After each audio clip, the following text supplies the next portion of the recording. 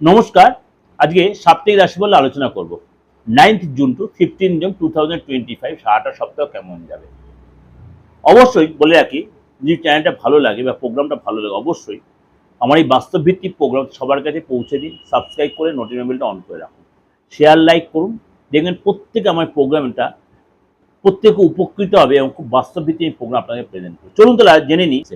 কর্কট রাশি, আপনার আর্থিক দিকে যথেষ্ট ভালো হবে। আটকে থাকা কাজ বা আটকে থাকা অর্থ পাবেন। আপনার কিন্তু দেশে প্রজেক্ট পাবেন, ধনলাভ হবে। আপনার রিলেশন পুরনো আগের চেয়ে বেটার হবে এবং পরিবারের সাথে আপনি কোথাও ঘুরতে যাবেন।